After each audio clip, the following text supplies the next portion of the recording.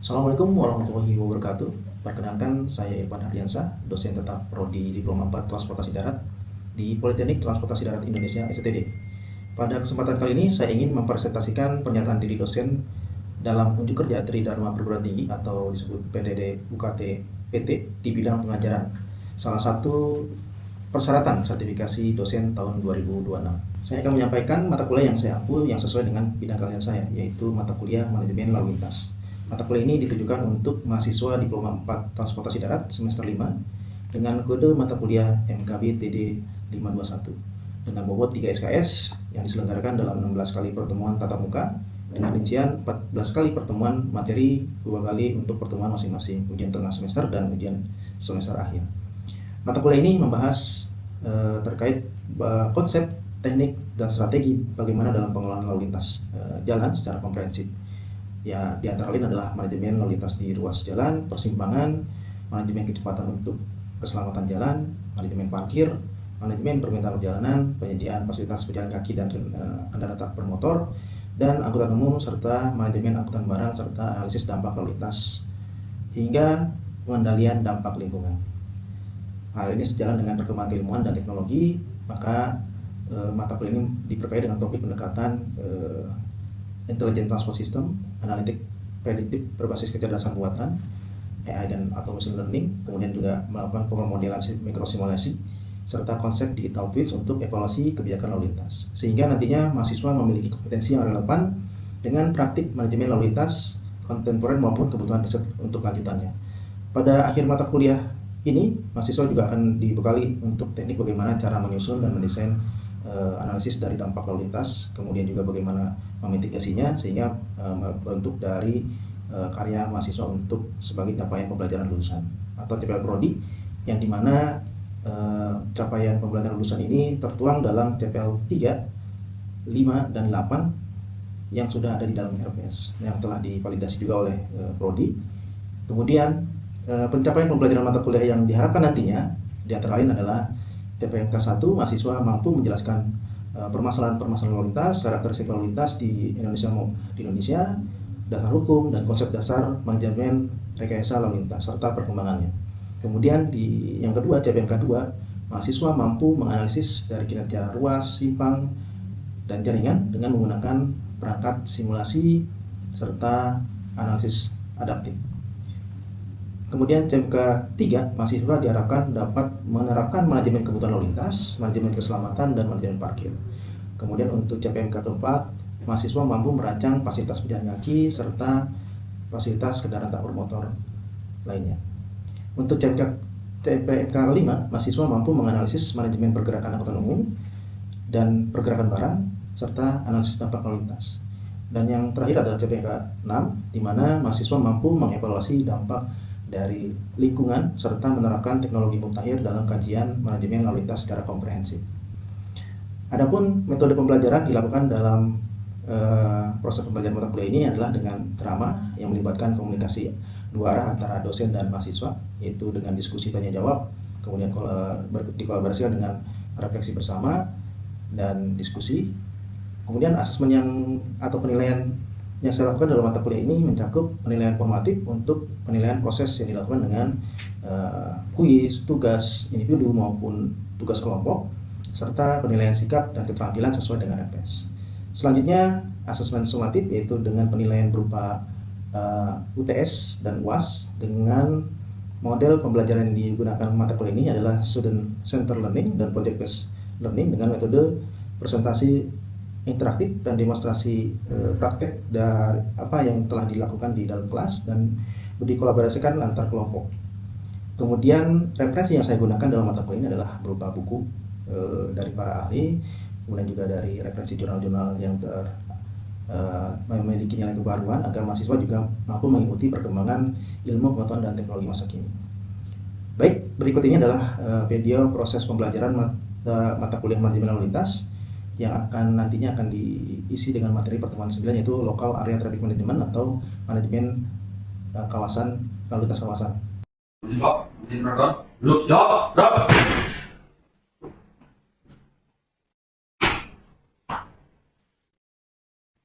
Lapor kelas TD 3.8 jumlah 28 4 siap mengikuti program. Laksanakan. Untuk mengawali program, doa mulai.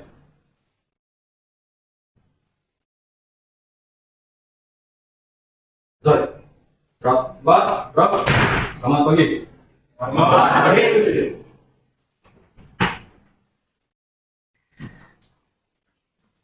Oke. Baik, selamat pagi. Assalamualaikum warahmatullahi wabarakatuh. Pada pagi hari ini kita akan melakukan perkuliahan. Ya, ini pertemuan ke-9 dalam mata kuliah manajemen rekayasa lalu lintas. Ya. Pertama-tama, tapi mungkin hari ini masih sehat semua? Oke, baik. Yang penting udah sarapan kan tadi pagi kan? Nah, nanti takutnya kalau misalnya nggak sarapan nanti pas kuliah nggak konsentrasi gitu ya. Oke, hari ini kita akan membahas terkait salah satu topik di perkuliahan kita di manajemen rekayasa lalu lintas, di mana ini adalah topiknya adalah sekarang local area traffic management atau manajemen di lalu lintas di suatu kawasan. Jadi nanti pada saat pembahasan ini diharapkan dari capaian pembelajaran para mahasiswa itu bisa menjelaskan apa itu konsep dari local area traffic management. Kemudian bagaimana bisa mengidentifikasi permasalahan lalu lintas yang ada di suatu kawasan seperti apa. Kemudian bagaimana menganalisis juga kebutuhan-kebutuhan yang bisa diterapkan nantinya untuk bisa mengatur dan juga memitigasi dari permasalahan di kawasan tersebut. Nah, nanti mungkin ada beberapa strategi-strategi yang bisa digunakan dalam mitigasi permasalahan yang ada. Kemudian juga nantinya bisa merancang konsep seperti apa ya local area traffic management atau manajemen kawasan lalu lintas di lokasi yang memang menjadi salah satu perlu ditangani. Ya. Kemudian nantinya setelah ini bisa Anda bisa menjelaskan apa itu LATM atau local area traffic management, kemudian bisa menjelaskan atau mengidentifikasi kondisi dari kawasan tersebut, kemudian bisa memilih tekniknya seperti apa, dan membuat konsep yang bisa diterapkan di sana. Nantinya juga bisa mungkin karena sekarang ini kan zamannya AI dan sebagainya atau juga zamannya udah terintegrasi, itu bisa dilakukan dengan mengintegrasikan teknologi ya yang ada kayak di persimpangan yang sekarang kan pengaturannya nggak cuma hanya konvensional tapi udah mulai dengan digitalisasi dan juga integrasi antar simpang, kawasan dan sebagainya.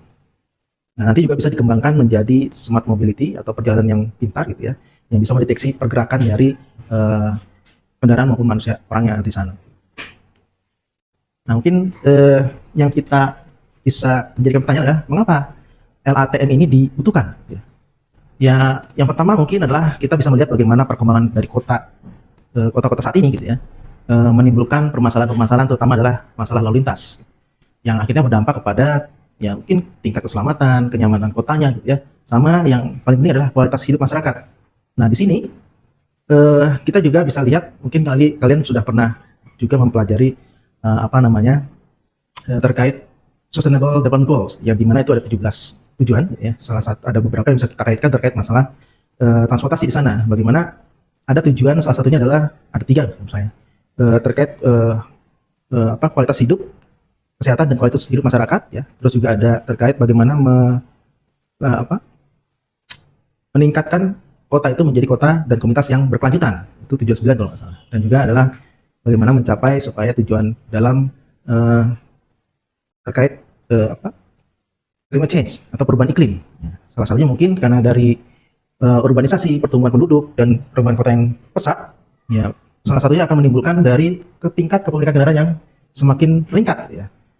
Nah, ini setiap tahun bertambah dan sebagainya, makanya mungkin juga salah satunya adalah terkait masalah kemacetan lalu lintas. Nah, selain kemacetan lalu lintas, juga ada kecelakaan lalu lintas, kemudian juga masalah polusi udara. Nah, ini tadi ya kaitannya dengan SDG adalah salah satunya adalah bagaimana menciptakan kota atau community atau kawasan yang berkelanjutan ya, dan polusi atau masalah lingkungan itu juga berkaitan dengan tujuan 13 kalau nggak salah ya, terkait perubahan iklim. Nah, dan juga dengan adanya perubahan iklim itu juga pastinya akan menurunkan kualitas hidup maupun kualitas lingkungan yang ada di sana, masyarakat yang akan terdampak ya. Nah, makanya salah satu cara dalam mengurangi dampak permasalahan lalu lintas atau kecelakaan dan lain sebagainya dengan local area traffic management, yang dimana ada permasalahan-permasalahan yang terjadi di satu kawasan tersebut. Nah, ini adalah bagaimana mengelola lalu lintas yang ada di kawasan lokal tersebut agar lebih aman, efisien, ramah lingkungan dan berkelanjutan. Oke. Kemudian, nah, apa itu LATM atau local area traffic management? Ini adalah salah satu tadi ya pendekatan dari manajemen dan rekayasa lalu lintas untuk suatu kawasan. Ya, dimana mungkin di awal kita belajar manajemen lalu lintas itu kan ada beberapa konsep dan juga strateginya ya. Pertama adalah manajemen kapasitas, manajemen kebutuhan dan prioritas. Nah, di sini salah satu dalam pendekatan manajemen lalu lintas adalah dengan LATM. Yang fokusnya adalah tadi pengelolaan lalu lintas di skala lokalnya gitu ya. Kan biasanya kan mungkin ada skala besarnya ya, satu kota ini kita melihat dari satu kawasan.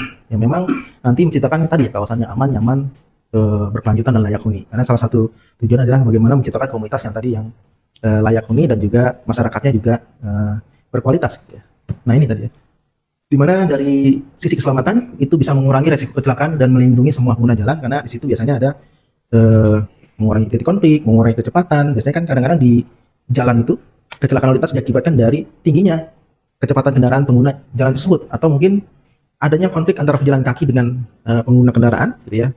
Tidak adanya fasilitas pejalan kaki yang layak dan juga mungkin fasilitas penyeberangan dan lain sebagainya, dan juga tidak adanya batasan kecepatan di wilayah tersebut gitu ya, yang bisa mengakibatkan mengurangnya tingkat keselamatan di suatu area tersebut. Kemudian bagaimana juga bisa mengoptimalkan pergerakan lalu lintas secara efisien di kawasan, terutama adalah bagi penghuni di sana, ya, pejalan kaki gitu ya terutama ya, dan aksesibilitas ya. Ini juga untuk kemudian akses semua moda, nggak cuma hanya kendaraan, tapi juga non motorized atau kendaraan yang tidak bermotor, ya, pesepeda, pejalan kaki. Jadi aksesibilitas mereka juga lebih nyaman. Dengan adanya ini, kualitas lingkungan juga mungkin bisa terjaga ya, karena bisa mengurangi emisi, tingkat kebisingan, karena biasanya ada pembatasan-pembatasan tertentu di suatu kawasan tersebut untuk mengurangi misalnya tadi pengurangan kendaraan. Ada jalan yang kalau misalnya di satu kawasan perumahan kayak misalnya di Grand Universitas itu kan ada yang ditutup ya, khusus klaster gitu ya, atau juga jalan-jalan tertentu yang memang ditutup dan hanya penghuni yang boleh masuk, atau juga jalan tersebut dialihkan, jadi mengurangi volume kendaraan juga, sehingga emisi juga berkurang, tingkat kebisingan juga berkurang dengan adanya pengurangan tingkat jumlah kendaraan yang masuk di kawasan tersebut. Nah, nantinya juga kawasan tersebut akan lebih sehat karena ya emisi juga tidak besar ya akibat dari pengurangan tingkat jumlah kendaraan yang lewat di kawasan tersebut. Nah, nantinya juga akan menimbulkan kenyamanan bagi masyarakat penghuninya ya. Bayangin aja mungkin kayak di Grand Wisata dengan yang perumahan-perumahan biasa itu tingkat kenyamanannya berbeda ya. Jalan besar, terus ada juga ada pembatasan dengan kelas dan sebagainya, terus juga ada jalan-jalan yang memang ditutup khusus untuk penghuni dan sebagainya. Contoh itu ya. Sampai sini ada yang mau ditanyakan atau sudah bisa dipahami? Jawab dulu. Kita lanjut ya. Nah, sebenarnya berbagai pendekatan ya dulu dari manajemen lalu lintas biasanya diawali dengan pendekatan fokus pada infrastruktur ya, dengan adanya peningkatan tadi ya volume kendaraan dan sebagainya, dia biasanya meningkatkan kapasitas. Nah, ya, dengan pendekatan traffic engineering, kemudian berpindah dengan bagaimana memanage lalu lintas tersebut ya, dengan pengelolaan lalu lintas untuk meningkatkan efisiensi jaringan. Kemudian bagaimana mungkin terkait masalah adanya kecelakaan lalu lintas dan sebagainya, perlu adanya pengurangan tingkat kecepatan, makanya ada traffic calming, sehingga untuk kawasan dibentuk dengan lokal area traffic management. Dan sampai ke sini dengan adanya perkembangan teknologi dan sebagainya ya, meningkat menjadi adanya pendekatan dengan smart mobility, digital mobility, dan juga nantinya ada sekarang kan sudah ada model-model yang bisa digunakan untuk mensimulasikan jaringan lalu lintas gitu ya, sehingga bisa dibuat simulasi, kita memberikan skenario-skenario untuk melihat bagaimana nantinya kinerja jaringan atau kinerja lalu lintas yang ada di sana gitu ya. Jadi kita nggak perlu menerapkan dulu, tapi sudah ada modelnya. Dengan model tersebut itu kita bisa rubah-rubah sesuai dengan skenario yang kita inginkan, untuk tadi intinya adalah bagaimana mengefisiensikan atau melakukan rekayasa dan manajemen lalu lintas untuk mencapai tujuan yang kita inginkan seperti ini.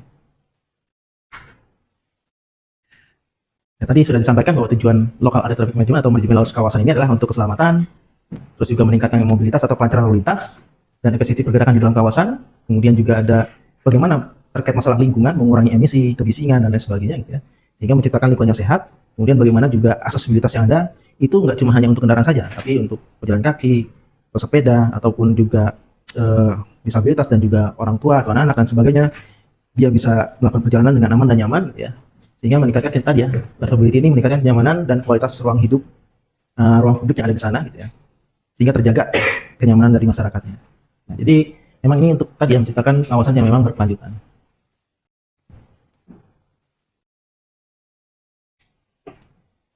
Dan kalau kita bisa lihat, ada berbagai karakteristik yang kita identifikasi dalam membedakan untuk pendekatan manajemen lalu lintasnya ya. Yang pertama adalah ini hanya berbasis kawasan saja gitu ya. Jadi fokus pada pengelolaan lalu lintas yang ada di kawasan dengan karakteristik dan kebutuhan secara spesifik. Kayak misalkan untuk kawasan pendidikan, kawasan komersial, bisnis gitu ya, atau pariwisata dan lain sebagainya yang memang butuh untuk pengaturan lalu lintas. Kemudian bagaimana memang orientasi dari LATM itu adalah untuk mengutamakan kebutuhan untuk kenyamanan, ya, keamanan, keselamatan masyarakat yang ada di sekitar kawasan tersebut, atau yang berpenghuni atau juga yang melakukan aktivitas di sana. Nah, kemudian juga ini melibatkan berbagai sektor, multisektor. Jadi ada pemerintah, swasta, akademisi yang memang berkecimpung untuk bagaimana menciptakan satu kawasan tersebut itu bisa menciptakan solusi yang memang komprehensif untuk kawasan tersebut. Kemudian ini terintegrasi dengan bagaimana perkembangan tata ruangnya di sana, gitu ya. Jadi rencana tata ruangnya seperti apa, nah pengaturannya bagaimana, gitu. Karena kan perkembangan tata ruang atau guna lahan yang ada di sana itu kan semakin dinamis, gitu ya. Jadi bagaimana mengantisipasi dari perkembangan tata ruang atau guna lahan yang ada di sekitar kawasan tersebut. Dan ini juga melibatkan partisipasi aktif dari masyarakat ya dalam perencanaan, karena mereka yang memang mungkin terkena langsung gitu ya. Jadi mereka butuh apa dan sebagainya, bisa ada kolaborasi dengan masyarakat. Misalnya di sini butuh untuk supaya masyarakatnya tidak terganggu dengan aktivitas lalu lintas, untuk kenyamanan dan juga keselamatan penghuninya gitu. Ya, untuk apa? Terus kemudian mungkin sini kecepatan kendaraannya cukup tinggi gitu ya. Nah, butuh untuk fasilitas maupun juga rekayasa yang dilakukan untuk mengurangi kecepatan di sana. Nah, kemudian ini berbasis data dengan adanya tadi ya, kita ambil dulu identifikasi data-data yang dibutuhkan, kita olah dan sebagainya, lakukan simulasi. Nah, nanti seperti apa ya skenario maupun strategi yang kita ambil untuk mitigasi penanganan di kawasan tersebut. Ya, ini dari karakteristik ATBM.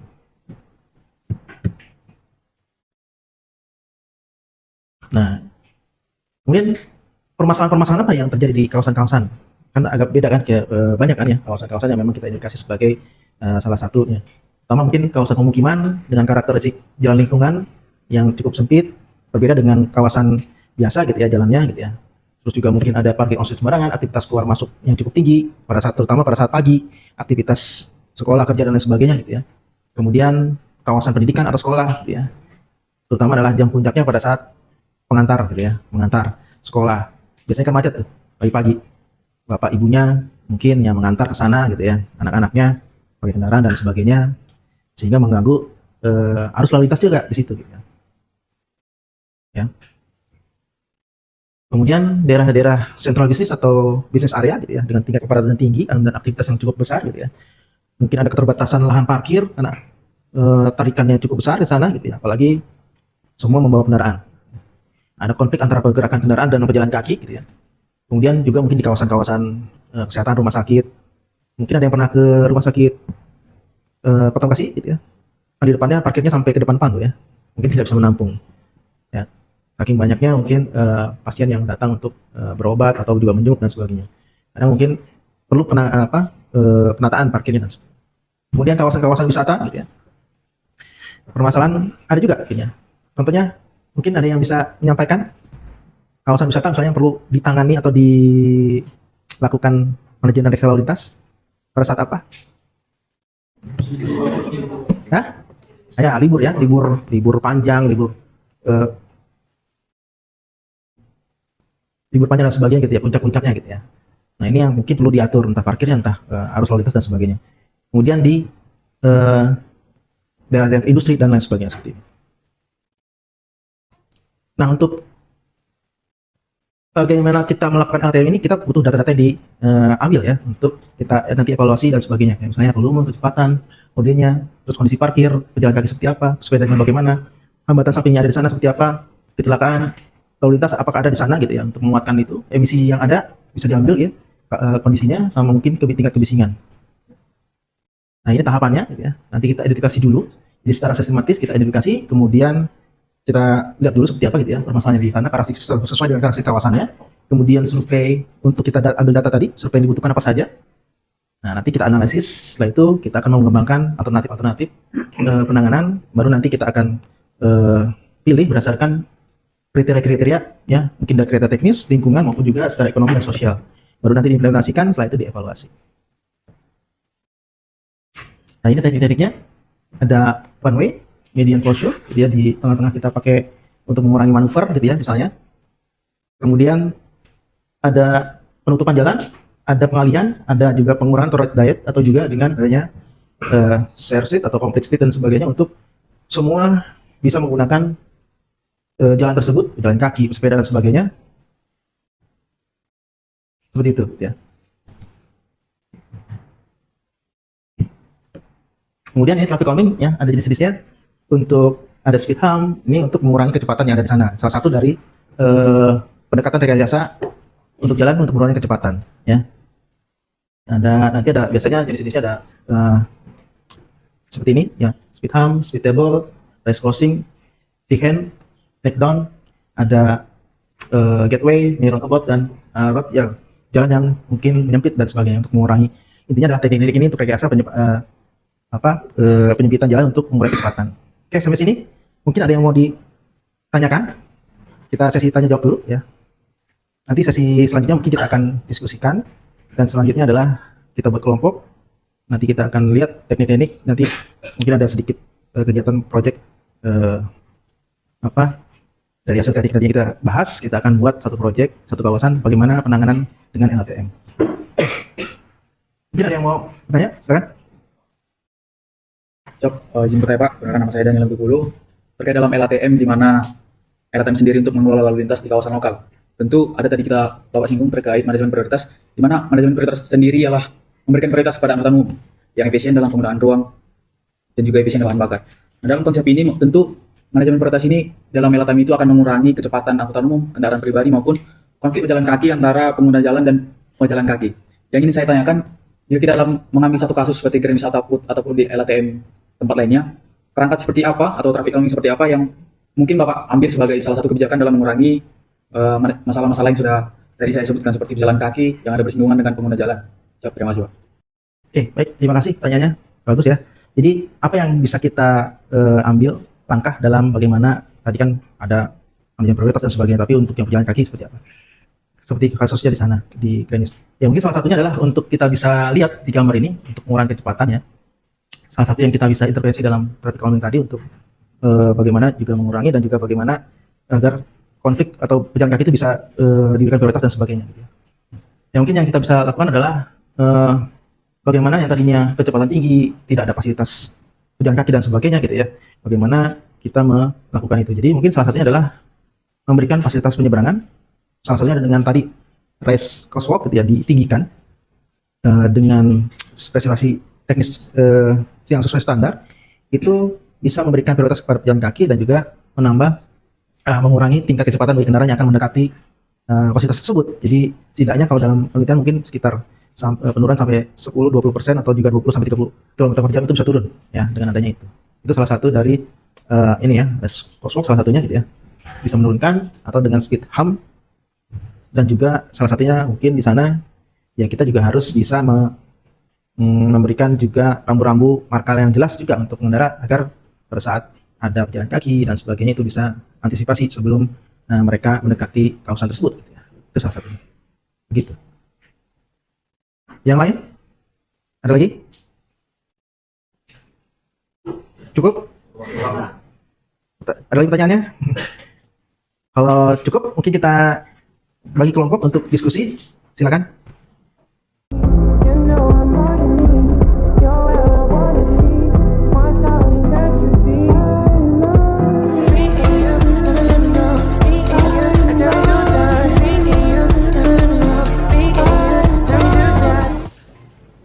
Baik, sebelum kita tutup, tadi kan udah kita diskusi ya, dan juga sudah bagaimana bisa mengimplementasikan dari LATM ini. Mungkin tadi dari kelompok berapa? Silakan nanti ada yang presentasikan hasilnya.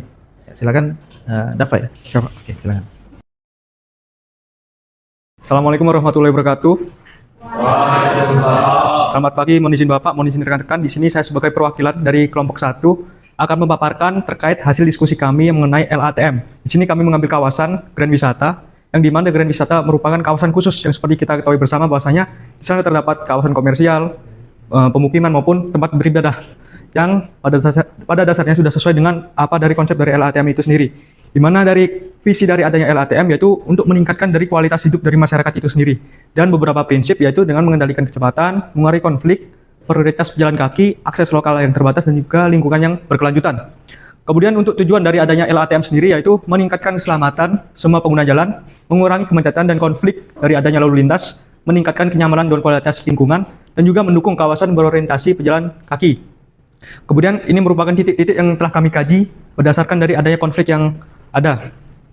Yang pertama, akses dari adanya living world, di mana kita ketahui bahwasanya di sana terdapat akses baik dari kendaraan maupun juga pejalan kaki. Sehingga kita menerapkan beberapa kebijakan seperti peningkatan race intersection atau persimpangan yang meningkat agar dapat mengurangi dari adanya kecepatan dari kendaraan yang ingin memasuki kawasan tersebut. Kemudian race pedestrian crossing, drop off area tertata, dan juga smart parking widens. Juga yang kedua, simpang Shaftbot atau konflik 4 arah dan juga belok kanan. Ketiga juga masuk ke Orchard Avenue atau dapat disebut dengan kawasan pemukiman yang ada di sana. Kita dapat menggunakan kebijakan gateway treatment, speed caution atau race table, juga penggunaan batas kecepatan 30 km per jam. Dan titik keempat ada di koridor Gowet, seperti yang kita ketahui bahwasanya ruas jalan yang ada di sana memiliki biasanya kecepatan lalu lintas jalannya cukup tinggi, sehingga kita memberikan beberapa kebijakan shared street untuk dapat membagi antara kawasan lalu lintas kendaraan maupun pejalan kaki dan juga bersepeda. Kemudian yang akses pemukiman, dari adanya banyaknya kendaraan yang ada di situ, kita dapat membuat suatu kebijakan one way di jalur lokal, model filter, speed hump untuk mengurangi kecepatan, juga pembatasan akses. Dan yang terakhir, Boulevard Living World, di mana di sana nanti kita sediakan drop off maupun pick up online dan parkir liar untuk dapat mengatasi dari adanya kondisi lalu lintas yang ada di sana.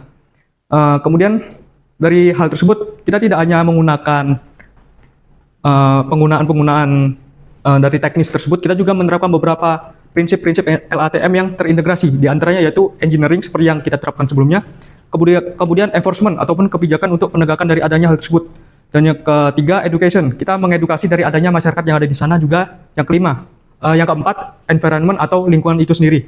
Sehingga dari adanya hal tersebut kita berharap atau dampak yang akan kita terapkan dari di sana tuh menerapkan kecepatan rata-rata 25-30 km per jam, konflik kendaraan berkurang, kemudian keselamatan pejalan kaki yang diprioritaskan, delay simpang yang menurun, kenyamanan berjalan meningkat, dan juga kualitas lingkungan yang membaik. Sehingga dari adanya hal tersebut kita berharap bahwasanya kualitas hidup dari masyarakat Grand Wisata dapat meningkat. Mungkin sekian dari presentasi dari saya. Assalamualaikum warahmatullahi wabarakatuh.